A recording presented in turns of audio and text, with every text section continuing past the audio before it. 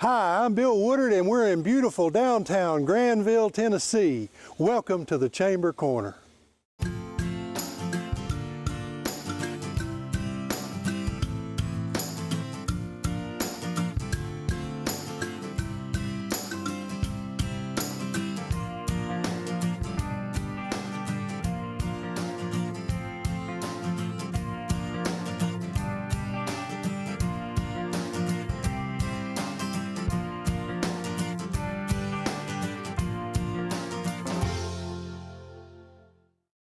We are sitting in the living room of the T.B. Sutton, I guess you'd call it homestead, where kind of all of this started here in Granville. I know the Sutton store down there and everything, it was probably thought of, maybe, who knows, right in this living room, you never know. Anyway, Katie, tell them who you are. Absolutely. My name's Katie Martin, and I am the Smith County 4-H agent. Okay, and she's with UT Extension, of course, and Katie wanted to come by and tell us about some things that are going on with 4-H, so why don't you start out? I think you got some camps coming up. Absolutely. Spring is a busy time for us because we are getting signed up for 4-H camps. Our junior camp will be held once again in Crossville at the Clyde M. York 4-H Center. Our junior campers will be going June 11th through the 15th, and we will have so many activities for them, everything from an Olympic-size swimming pool, kayaking, canoeing, zip lining, crafts, campfire, so all those good camp things, as well as making memories with new friends, getting to hang out with old friends, and hopefully learning some responsibility and life skills along the way. So we are excited to take some Smith County 4-Hers. That's for any Smith County 4-Her that is in 4th, 5th, or 6th grade. We will have sign-ups opening at our office on April the 9th. They'll run April 9th to May 25th, but the sooner they can get signed up, the better. We'll also have our junior high camp, which is for those 7th and 8th graders that still want to attend camp. All that same fun stuff, just for the little bit older kids. And then we've got several specialty camps like Electric Camp, Target Smart Camp, Agrimania, that kind of cater to maybe more special interests, things like wildlife or the sciences or shooting sports. So there's a camp for everyone. Okay. Well, now I know you said something about maybe some scholarships. Yes, we're excited to be bringing back our 4-H camp scholarships for the 2nd year this time. Those are for our junior campers, so those 4th through 6th graders. Basically, it's a partial camp scholarship, so they fill out a form which can be found on our website, smith.tennessee.edu, and they fill out an application, turn that into us by April 30th, and if they are awarded that scholarship, it pays for half of their camp cost, which is a big deal for a lot of our 4-Hers. So we're excited to offer that again.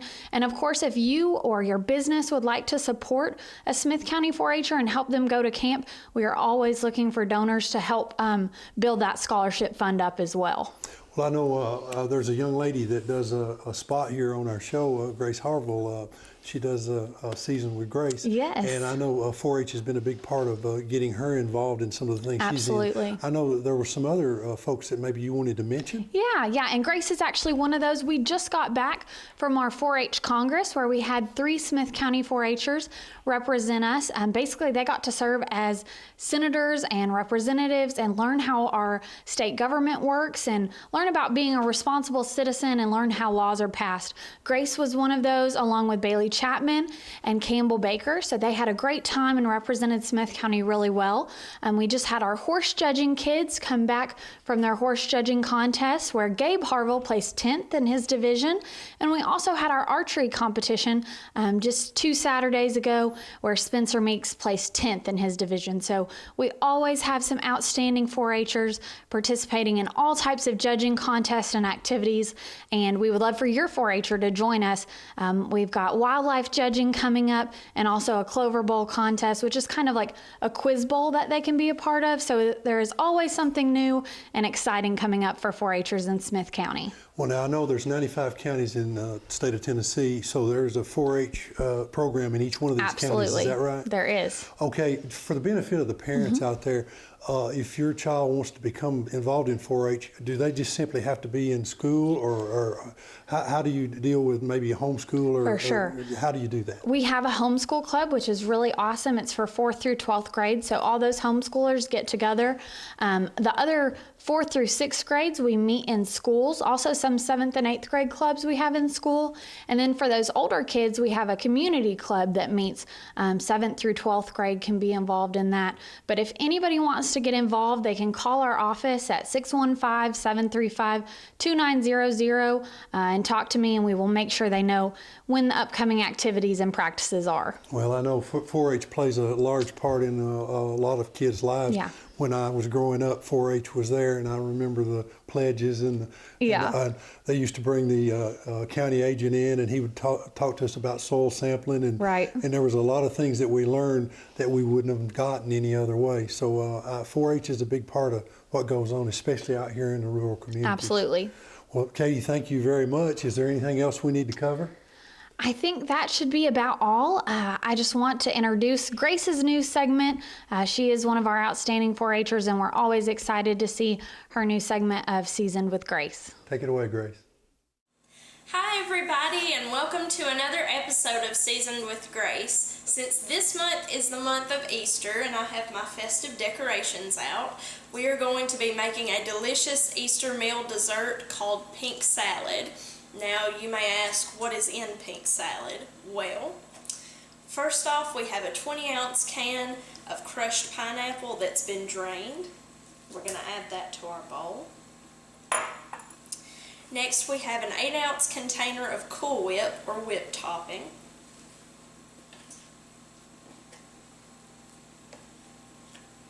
There we go. A 24-ounce container of cottage cheese.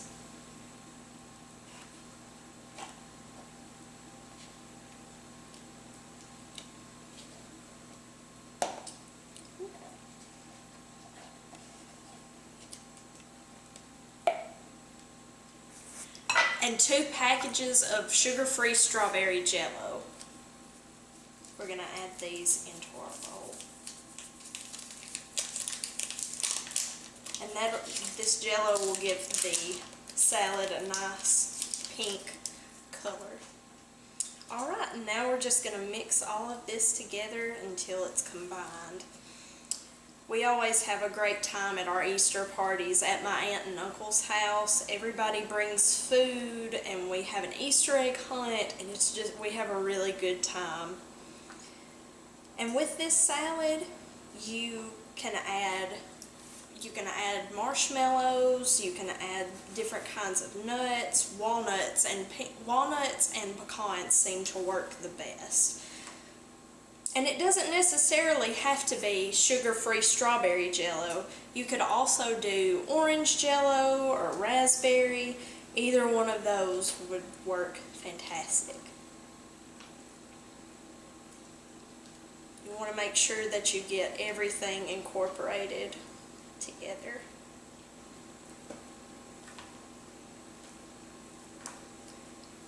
Alright. I think that has it mixed. Now we're going to add it to our serving bowl. Oh my goodness.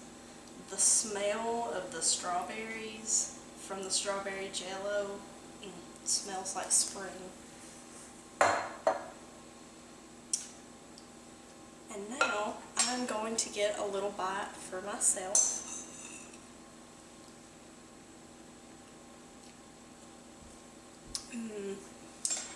It really tastes like an Easter meal.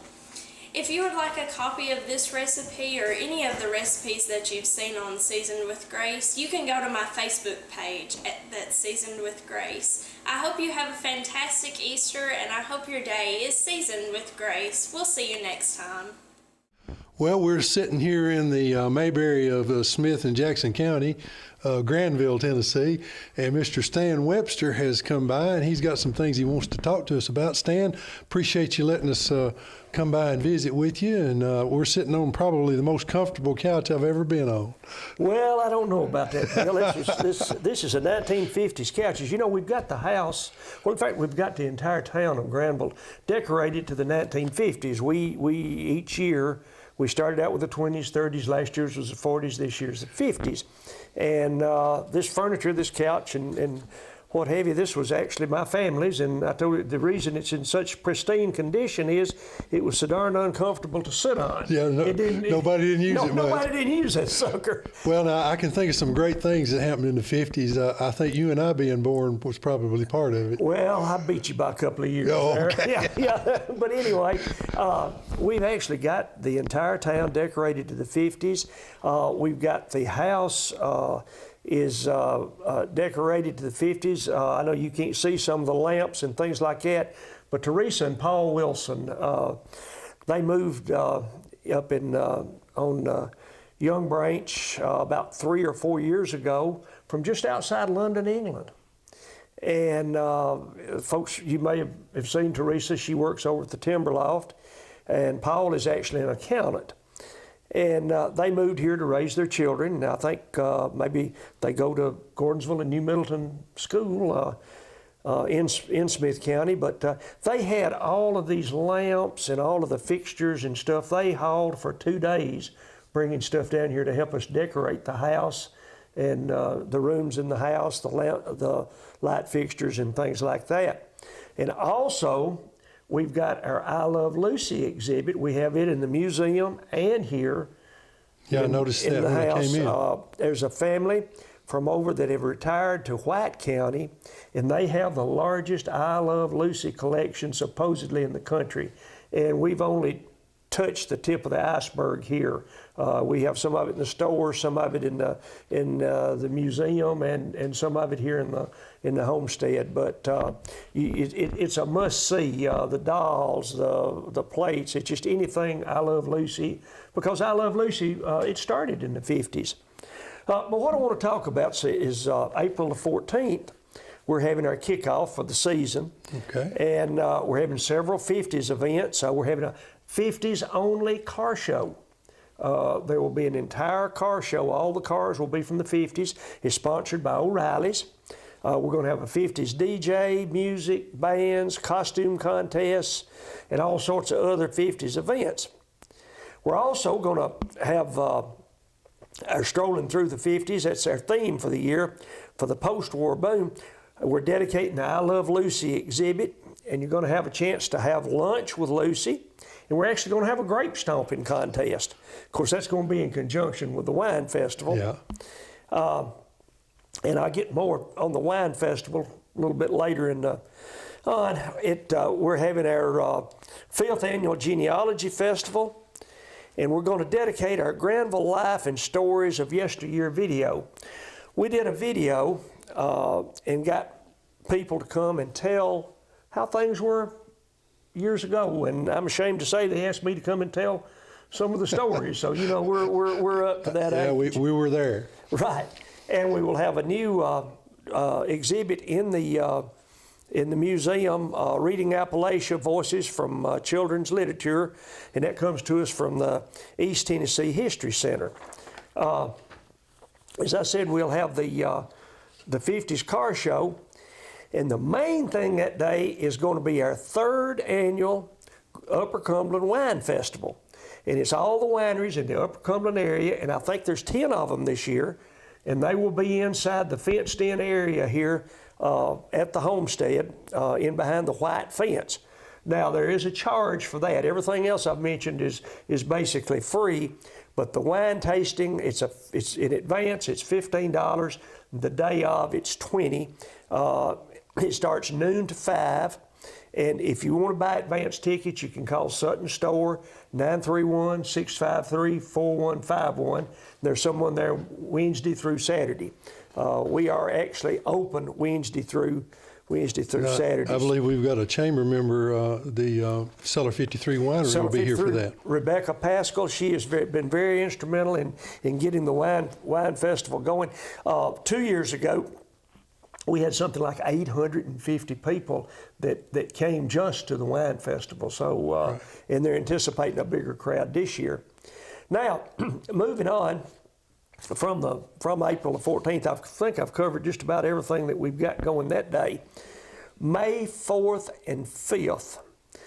May 5th will be our cornbread and moonshine bash. And we are actually going to have the Distillers Guild for the state of Tennessee are coming, and it will be like the wine festival. They will actually be set up here. They will have tastings. The Guild consists of 27. There are 27 registered distilleries in the state of Tennessee now. Now, these aren't all necessarily moonshine stills. Moonshine makers. Jack Daniels, George Dickel, all those are members of the Guild. But as we all know, moonshine was it was part of the Upper Cumberland economy. At one time, a big part. A big part. Actually, the house we're sitting in was built by a doctor here in Granville many, many years ago, and he went to convention, and he came back with a new discovery, aspirin. Now, when the settlers came here in the late 1700s, early 1800s, corn was used for three things. It was used to make cornmeal, it was used to feed the animals, and it was used to be distilled. Now, some of the distilled product was used for recreational purposes, and others was used for medicinal purposes. It was their painkiller. If you had a toothache, if you had whatever, there were no opioids or whatever you call them now, or pain pills or pain shots or whatever. That was their medicine. And Jackson County has a history of it. But anyway, that will be our cornbread and moonshine bash that weekend. They will have there'll be a cornbread contest. You have to have your entries in between 9 and 9:30, and the cornbread is judged and their prize is given. That weekend, we're also going to do Mayberry Wedding on the Mountain. You know, we do the Mayberry plays at Christmas and Valentine's. And Brenda Curtis, manager of Historic Granville, she wanted us to do the Wedding on the Mountain outside over here at the homestead at the cabin. And we're going to have it complete with an old truck, a bluegrass band. In other words, we're going to have the Darlings. We're going to have not the Darlings, but we're going to have a bluegrass band. But we're going to reenact the Wedding on the Mountain. And if you've never seen Wedding on the Mountain, go to YouTube and pull it up. It's pretty neat. Barney winds up dressed as a bride. So those of you that know our Barney, Sam Moore, that ought to be quite a deal. So we're already in practice for that. So and looking forward to it. We're going to do 2 performances, one on Friday night, one on Saturday night. We can accommodate 100+ people at each performance. There will be a meal included, just like we do at Christmas and Valentine, but it will be outside. So anybody like to make reservations, there again, 931-653-4151. And if you want to, it'll be a sight to see Sam in a wedding dress, folks. That'd be worth the admission price. That's right going to there. be worth the admission price. That within itself is going to be worth the admission price. But we do these things. Of course, we're a nonprofit, and Granville is run by 180+ volunteers, but it takes a lot of money to keep it going. And the money that we raise from the events like the wine festival or the cornbread and moonshine festival or the plays, it goes to make improvements and keep things going. Because a mere 5 or 6 years ago, we didn't have the homestead that we're sitting in. We didn't have the transportation museum that you filmed part of this show in. We had none of that. So we've added that. And I just received this morning an email from Randall that Sutton General Store in Granville, Tennessee is going to be featured in the May-June issue of Taste of the South magazine as the feature store. They listed 12 most visited general stores in the southeastern United States, and TB Sutton General Store was one of them. We were listed first. And to put this in perspective, Mass General Store in North Carolina was listed 8th.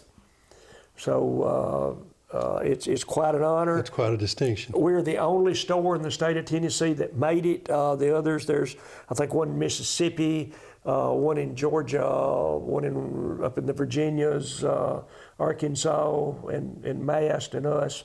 But We just got the email this morning. You'll see more about it. It's actually the magazine comes out every other month, and I think from what I read, it's a cooking magazine with recipes and things like that. Taste of the South. So that's quite a star in your cap there. Right.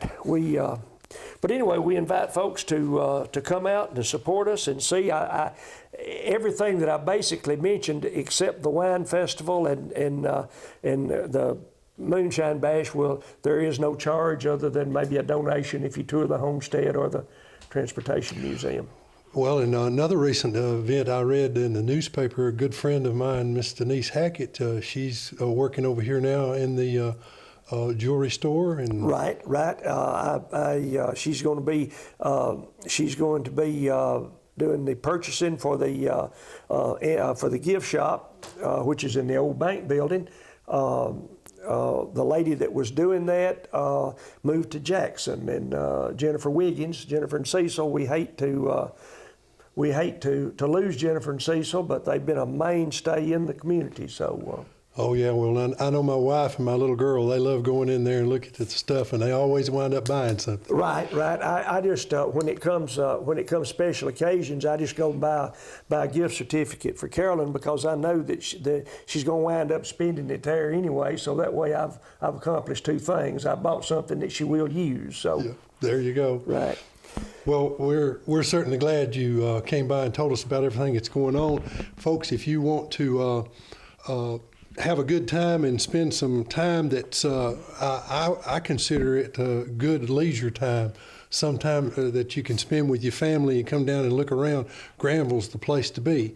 One more thing, Bill, before we close out on Granville, the 14th will be our 10th anniversary of Sutton Old Time Music Hour.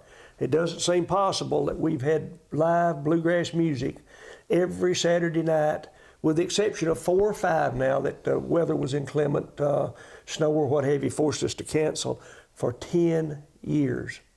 We are heard on 40+ radio stations. We are on the World Wide Web.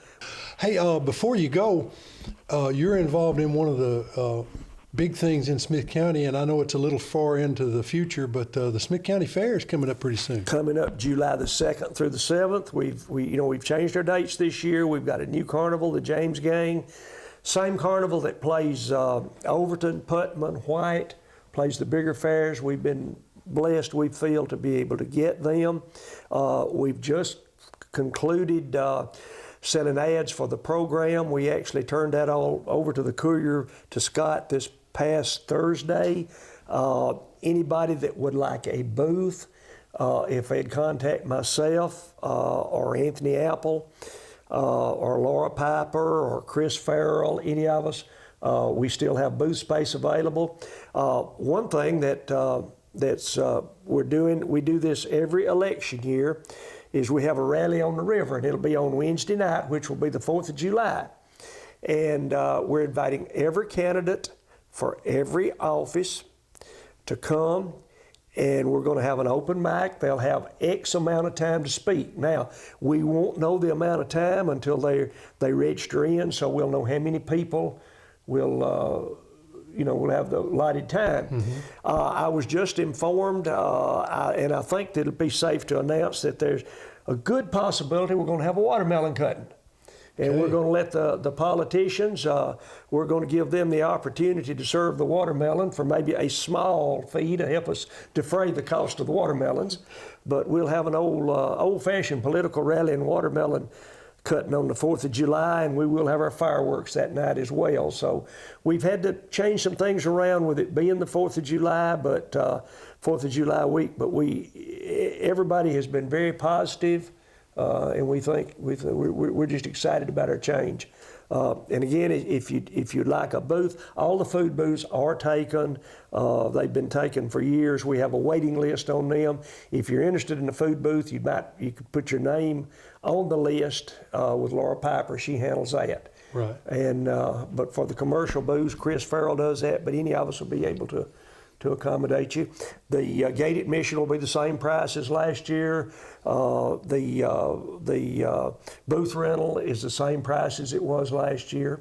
Also, got my fingers crossed, I'm hoping that we will have permanent sheds for our craftsmen in the Pioneer Village.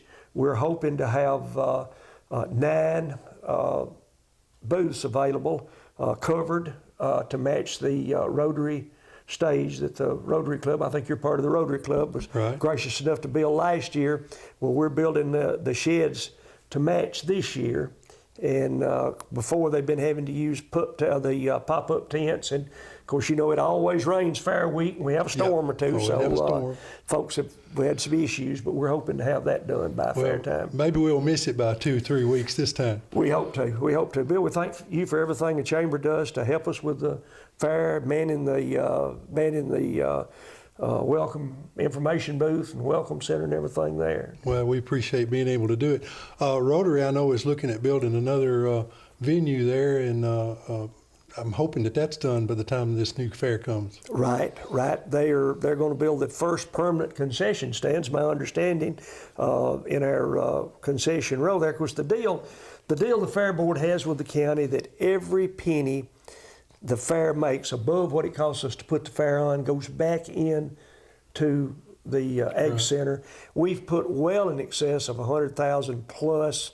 We quit counting at 100 grand as to how much we put in it. All the infrastructure where those booths are, the electric, the water, and all that. That was a couple of years' fair. I can think back the stage inside the building, that was 1 year's fair. The bleachers at the tractor pull, things like that that we've added. And all the electrical infrastructure. Right. We use the fair 3 weeks out of the year, the facility, the week before, the week of, and the week after. But the other 48 weeks, Smith County uses it. Right. And it's the most utilized, best money the county ever spent. Oh, I couldn't agree more. For everything from meetings, the extension, the 4-H'ers, all sorts of banquets, wedding receptions, you name it, they have it there. I remember when we were out there looking at it, it was a cornfield and ruts in the road, and not much of a road at that. Never imagined it'd be like it is. It dates back through 3 county mayors. The property was purchased when Mr. C.E. Hackett was in office, and when Billy Bass was in office. I remember Mr. Profit was on the county court, and he got us borrowed some TVA dozers, and we were able to level the property. And I'll never forget the night of the election in Michael. It'd be 16 years ago now, and Michael was elected county mayor. Mr. Carson Maxwell went to him. He said, "Okay, now we want our Ag Center." And he said, "What are you talking about?" And he went over there and drove his truck through horseweeds.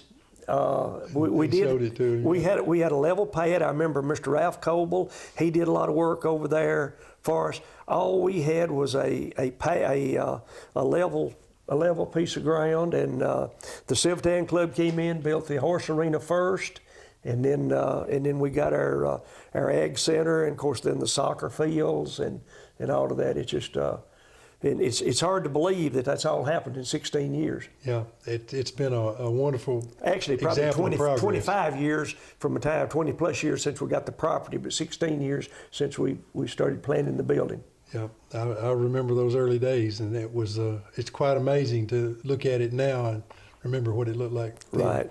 Well, Stan, thank you for letting us come by and see you. And thank you for having us. Folks, I hope you come by to Granville and go to the fair. And there are just a lot of things happening this year that we can really, visit and pay attention to and have some good times here in Smith County. Right. All right, we're going to cut away now, and Stan, thank you again. Thank you, Bill. Thank you, Chris. I appreciate how he was talking about the farmer, and just looking at that video just brought back a lot of memories of when I grew up as a boy in defeated in Ashhopper Hollow. Of course, we were tobacco farmers, and we didn't fool with cattle, and we didn't fool with horses and those kind of things. But I can remember a time where we did a lot of farming. I'm on the agenda tonight. Of course, I've got to give the Smith County report. I'm glad to do that. I told Bill we needed to tell a couple of jokes, liven this crowd up a little bit. So, y'all, but it's supposed to be a fun time. It's a good time to be in Smith County, Tennessee. It really is, and I'm thankful to live here.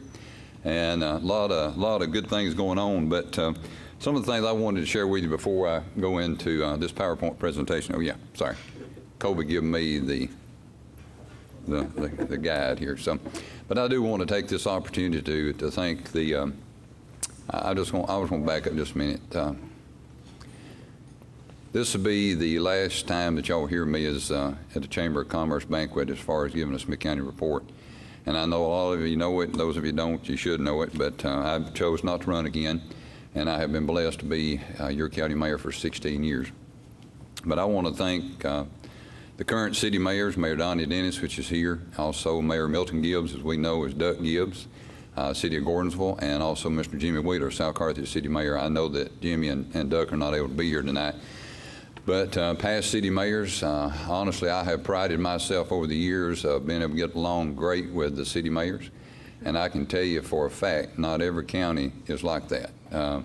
Some city mayors and county mayors, they just fight all the time. You know, it's all about them. And here in Smith County, it's all about what we can do to serve the people. That's what we've got to realize. I think as servants, as elected officials, we got to get up every day and knowing we're here to serve people and make a difference in people's lives, and that's what we got to do. I want to thank Mr. Pat Geho. He's been a good friend, a good supporter of mine, and I'm going to get into what he's did recently to help me with the project. But also the Chamber of Commerce, thank them for what they do for this county. A lot of times I don't know that all their story is told.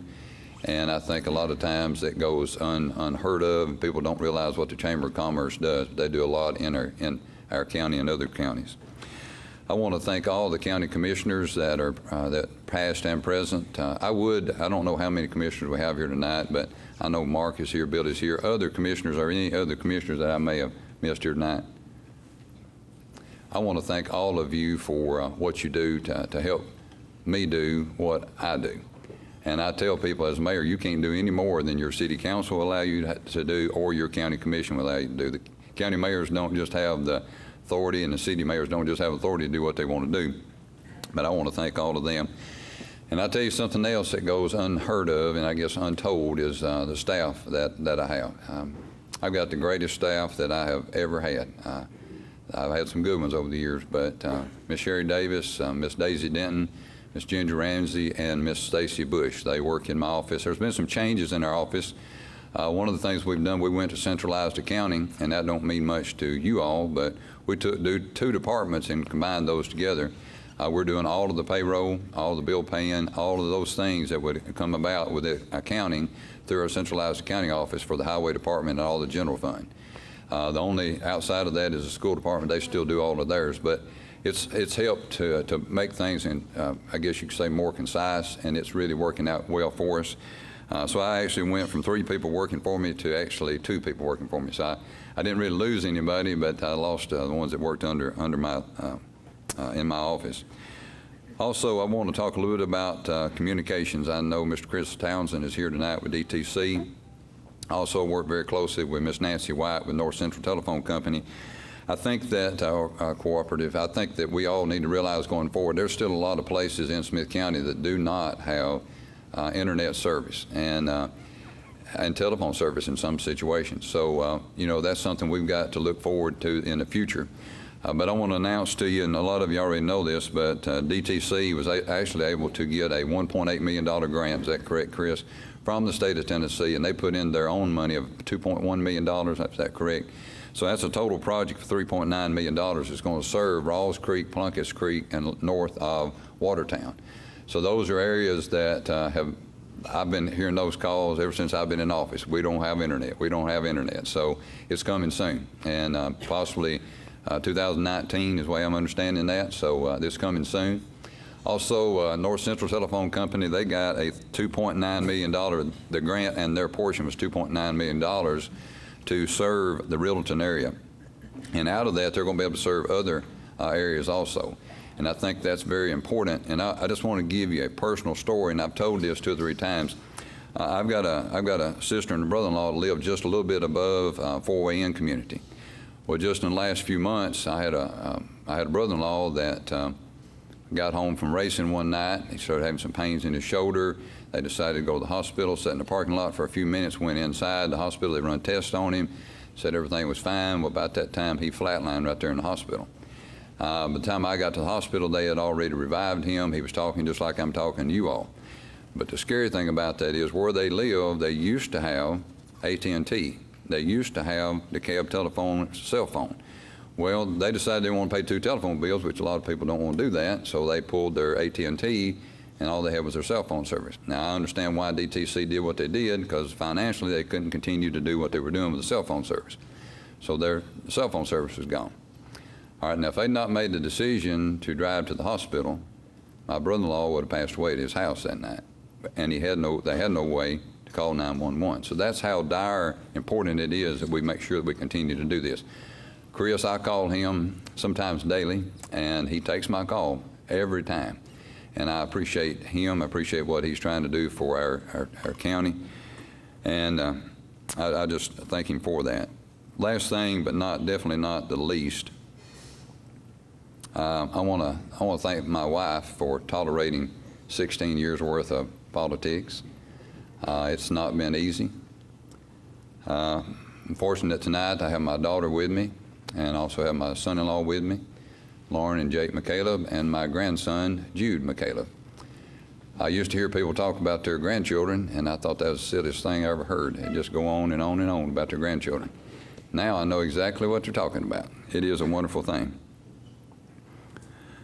Also, I'd like to thank my mom and dad. My mom and dad, there's something that's up tonight, and I think I know what it is, but my mom is here, my dad is here, and I want to thank them for, they taught me well growing up, and just to tell you the truth about it, my dad didn't stand for not working. I remember one time he told me, he said, even if you don't have anything to do, don't stand around with your hands in your pocket. Make it look like you got something to do. So there's always time to work, and I think that's one thing that I promised when I ran for this office. I didn't promise not raise taxes. I didn't promise that I would make it easy, but I promised that I would work hard for you. And I think I can walk away and say that I've done that. And I've not made every decision perfect, and I'll be the first one to tell you. Also, I want to thank my son's not able to be here tonight, and we got an extra son, or my wife calls him our bonus son. A young man that's been living with us for a couple of years, and he's truly been a blessing to us. And so I want to thank Brian McCaleb and my son Matthew NESBITT for being the boys that they are, the young men that they are. And my brother-in-law summed it up at a birthday party one time as he was saying the blessing. He thanked the Lord for having good children and children that did not cause us problems. And we have not had one bit of problem out of our children. I thank the good Lord for that. So I want to turn our attention to something that I'm really excited about. I don't want to worry your patience, but I think it's worthwhile to tell you. In 2009, this is when this project started. And right now we have more jobs than we have people to fill those jobs. I think any employer here will tell you that. And we're trying also sometimes, not all young men and women, but the quality of workers here is not where we really want it to be either.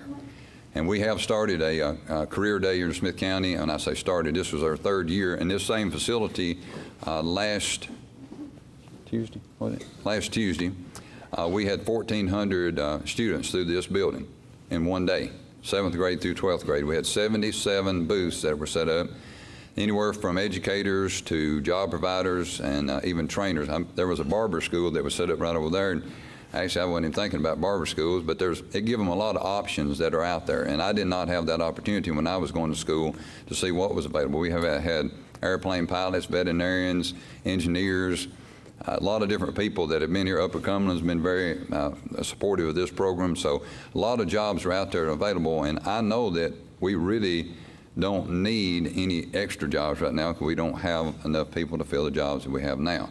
The biggest thing we have that is challenging us here in Smith County would be a better paying job. Now, I'm not talking, I appreciate all the job providers, but I'd like to see us have some higher tech, higher paying jobs, and that's what we're going to focus on.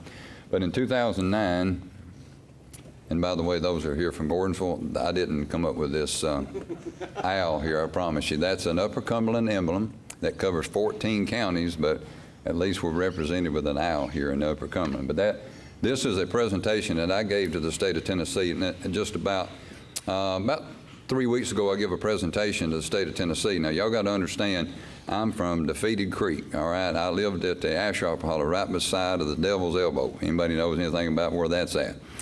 When I was going to give this presentation down there, there was about, I thought there was going to be 6 or 7 people in the room, and that's what I thought I was going to present to.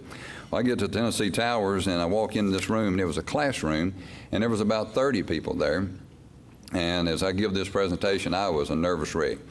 And one of the statements I was supposed to make was the state of Tennessee is in dire need of rail sites. But instead, in my wisdom that I have, I said the state of Smith County is in dire need of rail sites. Well, everybody on that panel just looked at me like I had 2 heads, and I thought, I didn't mean to say that. And I said, there I am trying to take over the state of Tennessee with Smith County. So it kind of broke the ice, and it made it a little bit better. But this presentation was put together, first of all, by Miss Jessica Farlow that worked with Tennessee Central, and then it was finished up with Megan Choate that worked for the Upper Cumberland Development District out of Cookeville, Tennessee. And I've got a big announcement to make here in just a minute. As a presentation I went, they've taught us in economic development, not everybody knows where Smith County, Tennessee is. I think everybody should know where Smith County, Tennessee is, but not everybody does. So we kind of focused it in. This is the United States of America, and Tennessee sitting on the southeastern portion of the United States. And then Smith County, of course, the highlighted area here, you see it, it's east of Nashville, sits right on I-40, so you kind of get that general area, and it gives some description of where it's at. This was in that presentation that I gave.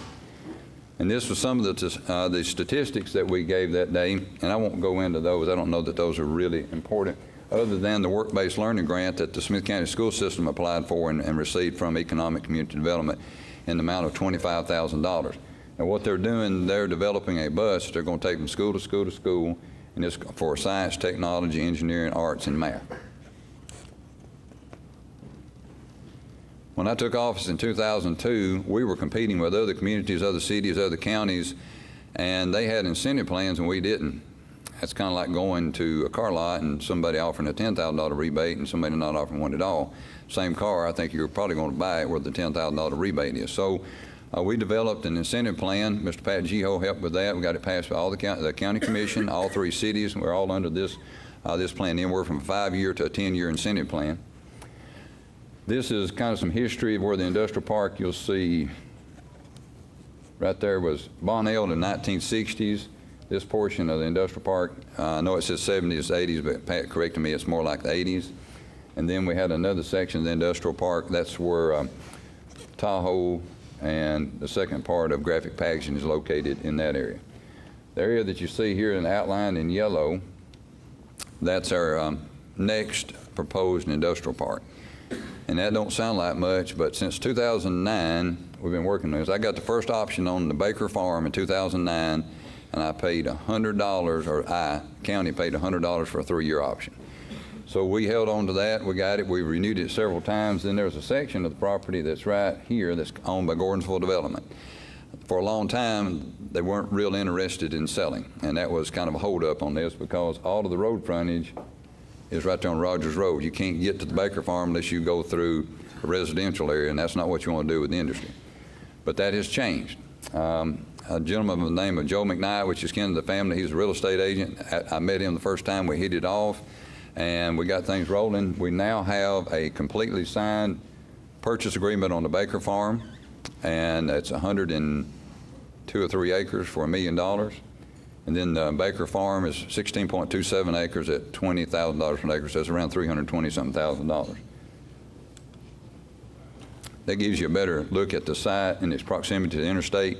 You turn off interstate, go to Waffle House, you take a right, and you're right there at it. So you're just seconds off the interstate. TVA, they put together a master plan for us, and this is a setup. This is coming up Rogers Road. Whoops, I went the wrong way. Sorry, Kobe. This is on the southwestern portion of the property, 150,000 square foot facility or building pad. This would be a 200,000 square foot building pad, and this is a 100,000 square foot building pad. We're not interested in building a spec building, but we are interested in preparing for a building pad to put those facilities on. Below this road, there's a railroad that runs right through here. So this is a proposed rail site, and that's what I gave in the presentation there at the state of Tennessee when at the Tennessee Towers. All right, what got all this started, now we've had options on this property, but what got things started, TVA was so interested in this property, we had applied for a $60,000 grant to be able to put a road into this property. And out of all the years I've been the mayor and all the years we've been able to get grants, I've never had this happen. We applied for a $60,000 grant to put a road in. It was going to take another $40,000 of our match portion. We applied for it 2 times, got turned down. The grant writer said, let's go for it one more time. And I said, I'm not interested. They just begged me to do it the 3rd time, and I'm glad I did, because that one decision made a lot of difference. Whenever that they got it that 3rd time, they called and they said, we want to have a phone conference with you. And I asked the grant writer, I said, what do you think they're going to do? And she said, well, I think they'll make an offer. And I'm thinking we applied for a $60,000 grant, and they're probably going to offer us, 40 is what I was thinking, something they would cut it down. At the end of the day, they offered us $350,000 to help in the purchase of this property. And that got things rolling. When TVA is interested in Smith County in the tune of $350,000, that makes a lot of difference. So we got $350,000 from them to purchase this property. Also, I'm on the board of a place called Tennessee Central in Charleston County. It was set up for 5 different communities when the nuclear plant shut down. And it was supposed to promote economic development. For years, they focused on that park. And through the board and through some, some help with Senator Pody, at the time he was Representative Pody, got our attention, and we started using that money out in the community. So to tell you what that makes a difference of today, Senator Pody, it meant $101,000 to this project. So now we've got $350,000 from TVA, $101,000 from Tennessee Central. So we got $451,000 to help us in the purchase of this property. We've done all kind of due diligence. Anytime you buy a property, you better make sure that it bores good, it's got plenty of good soil. All of these places you see are soil borings that we've done on this property, anywhere from 11 feet to 35 feet. The shallower borings are on the lower topography on this site. We've done bat studies. You say, well, how important is a bat study? It's a lot more important than you would ever think. There's a lot of trees in this area right here that they call potential bat roosting trees. And if you take them down, you have to pay into a fund for every tree that you cut down. So we're going to try not to take down many trees, if you can imagine. But a lot of due diligence, wetland studies, environmental studies, a lot of things that went into this property. We were chosen by the state of Tennessee to do a property evaluation through Austin Consulting. We were one of very few counties in the state of Tennessee that actually got chosen on this project. We presented 8 properties. They narrowed it down to 5. The Baker Farm was in those top 5. It's actually one of the top sites. And it says that in this, I know you can't read it, but it says it's one of your top sites. But one of the challenges you have is the topography. Anybody that's familiar with Smith County, it's either, if it's flat and level, it's probably in a floodplain. If it's not in a floodplain, it's going to be hilly. So we knew we had some challenges with this property. As you can see in this slide, it has a lot of topography challenges. So we found out about a grant through the state of Tennessee. It's a site development grant, and that's the one I went down and made the presentation to. And we applied for $1 million. We've never had a $1 million grant. And today, I got notification this morning at 9 o'clock this morning, we received our $1 million grant. So, thank you.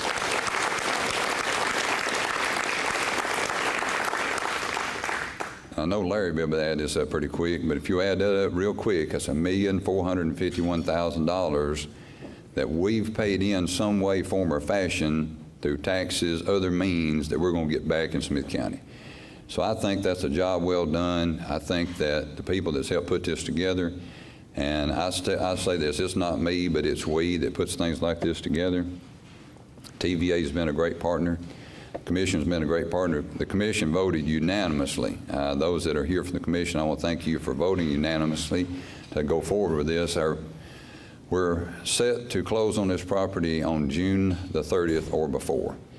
the timeline is close, and we're working on everything that we can. The last piece of the puzzle, we're going through USDA Rural Development for a $1.1 million loan. And that brings me to my final part. Of course, this just gives you a breakdown of the cost. But Pat Geo, where are you? I know you're here, but there you are. All right. In latter part of November, I asked Pat if he would be willing. I didn't know you had to do this. If you buy a piece of property for a jail, you buy a piece of property for a school, you buy a piece of property for a park, you just get the county commission to approve it. You send it to the comptroller's office. They approve whether you borrow the money or not, and go from there. It's just an approval process. But when you buy industrial property, you have to prove it's worth what you're buying it for. You have to prove that you can sell it. You have to prove that it is a good project. I didn't really know what we were getting into, and I asked Pat, I said, they were talking about this certified public purpose and necessity. Is that something you can help me with? He said, I've done 2 of them. I think I can do one. They're typically 200 to 300 pages. Guess how many pages ours is? 800 plus pages. I wish I had a picture of what you sent to me, Pat. But we delivered that on the 13th of this month to the state of Tennessee. They're reviewing it now. They're telling us to take about 30 to 60 days to go through the reviewing process. So Mark, if you can help any with that, that'd be much appreciated. And Mike, if you'll tell where Mike Weaver, where you at? He's already left. Tell Terry Lynn that we need some help there too. So, oh, there you are, Mike. Thank you. Just tell Terry Lynn we need some help there too. But with all of that being said, what we want to produce here is a site that future people can stay in Smith County. They can live in Smith County, work in Smith County, and that is important because I know my son, he's got a good job, but my son leaves every Sunday and he comes back every Thursday, and we would love to have our son stay at home. And I'm sure there are a lot of people in this community who would love to see their children and their loved ones stay at home. We have about 46% of the people that actually live here that work here, and about 54% of the people are leaving this county to work somewhere else. So what we'd like to focus on with this property would be higher tech, higher paying jobs. And we want to try to stay away from warehousing and other things like that, because those are low job producers, and we're going to market it in that way. And whoever does get elected as county mayor, I wish you the best. I hope you do well with this project. And I think we've put you in a good spot to be able to do things good for the county. So just want to thank all of you for allowing me to be your county mayor. And as I said in my announcement, I'll be working as hard on August the 31st as I was the first day I took office. So God bless y'all, and thank you for your time. Well, if you've had the opportunity to watch our show, you know we're in Granville, Tennessee.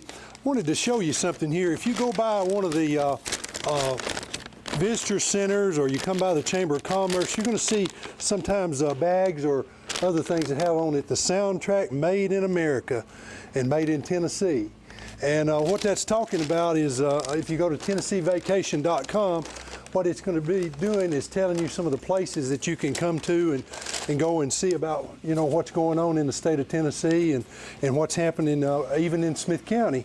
And we appreciate the support that the state gives us with that. And if you haven't had an opportunity to go by the visitor center there at Buffalo Valley and look at what they've got there, it's a pretty interesting place. Most of the time we all drive by it because we live here close and we don't realize, you know, what we've got in our own county, and there's a lot of good things that are happening. Wanted to mention last month you got to see our 44th annual Chamber Banquet. It was on March the 20th at the Ag Center, and we have 160 plus members that are members of the Chamber of Commerce, and I wanted to say that how much we appreciate each one of them. If it wasn't for the support that we have of these Chambers of Commerce members, we wouldn't be able to do the things that we're doing to support Smith County and to support the venues that are out there and things that are taking place in the county. Also like to mention, just this last month, we had a ribbon cutting and grand opening celebration for the Ace Hardware in Carthage. That's a new business that's opened up. It's a hardware store, 7 to 7 a.m. Monday through Saturday, 10 to 5 on Sundays. And so if you need something like in the hardware line, you can go by and see them. Also like to mention we had a ribbon cutting and basically a new location for the Carthage Family Chiropractic, Dr. Melanie Cripps. So if you've got anything going on that you need to know about health-wise, or if you're thinking about getting into a new exercise program or something like that, Dr. Cripps can help you out on that. Also, River's Edge Antiques, they've moved to a new location. They're at 516 Main Street in Carthage, right across from Main Street Burgers. These folks are all chamber members, and they're there from Monday through Saturday, 9 to 4. And if you read the Carthage Courier, which is a great newspaper, they have an ad there. It'll get you 10% off of anything that you buy at the River's Edge. Also, some other announcements we'd like to go through. Carthage FCE Club is having a yard sale and silent auction Friday, April the 13th at the Ag Center from 7 a.m. to 4 p.m. and that's a rain or shine event. Also, we already mentioned that, Stan talked about, the Upper Cumberland Wine Festival will be taking place April the 14th in Granville, and so you can come and see that. Also like to mention Smith County Fine Arts Center, the theater at the courthouse on the square in Carthage.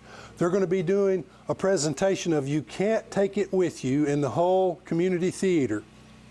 Performances are April the 27th at 6:30 p.m., April the 28th at 6:30, April the 29th at 2:30, Friday, May the 4th at 6:30, Saturday, May 5th at 6:30, Sunday, May 6th at 2:30. So you've got 6 opportunities to go and see this play that they're putting on called You Can't Take It With You. Ticket prices range from $12 to $15. That includes some pre-show appetizers and a beverage. And you can purchase those tickets at the Smith County Drug Center, which is right at the end of Main Street in Carthage, right before you get to the hospital there, right by Wilson Bank and Trust. So check out the Fine Arts Theater. You can see them on Facebook. You can go to our chamber website and you can find out about what's going on with them. Another event that's going to be taking place in May the 12th, is the River City Ball. This is an inaugural event. It's Smith County's first 21 and up black tie affair, and it'll be on the lawn of the historic Smith County Courthouse. The presenting sponsor is Rackley Roofing, and you can get tickets for this event at Wish 86, Gordonsville Drugs, Smith County Drug Center, or Ebel's Tavern. So be looking for the River City Ball on Facebook and Instagram, and that's May the 12th. Also, lastly, we would like to mention Mrs. Bridgewater's Chicken Extravaganza. That takes place Saturday, May the 19th from 10 to 3 at Dixon Springs, Tennessee. If you want a booth there, you can contact Mr. John Oliver, and he's at 615-633-4717, or you can contact us at the Smith County Chamber of Commerce. And it's a wonderful event. They have ice cream, they've got booths, they've got a lot of displays and things that are happening there in Dixon Springs. So if you want to go by and see something on that end of the county, it'll be a good time to go May the 19th. The Smith County Drug Coalition, it meets the first Wednesday of each month in the community room at the Chamber of Commerce. The next meeting, I guess, will be May the 2nd at 11 a.m. And anybody in the community is invited to attend that, so we'd like to see you come to that. Also, check with us, Pleasant Shade, the community center. They have a lot of things going on there. If you want more information about that, just contact us there at the chamber, and we'll be happy to give you the information. Again, if you want to talk to someone about the River City Ball, come by the chamber. We've got brochures on that. I'd also like to mention a couple other things. If you come by the Chamber of Commerce, we've got information on the Walton Trail, which is a trail that goes through Smith County. It starts up at Clinch Valley. We've got rack cards and information on all of the information that you would need about events that are taking place in Smith County this year. We've got brochures on the river. We have the Tennessee Vacation Guide, and it lists all the events that are taking place here in the state of Tennessee, and you can come and get that, and you can keep that for this year. It's a good piece of information. We'll also have other magazines about employment and about businesses and starting businesses. We have information about what's on public TV. We have a lot of information there at the Smith County Chamber of Commerce that would be handy for you. We have maps of the county that list the communities and how they're placed in their communities. A lot of people don't know, like for instance, we just recently passed a resolution in the county court to recognize Cartwright as one of our communities in Smith County. And there are a lot of other things that are going on in Smith County. If you'll come by the Chamber of Commerce, we've got the information for you there. Folks, we hope you've enjoyed this show, and we look forward to seeing you next time on the Chamber Corner.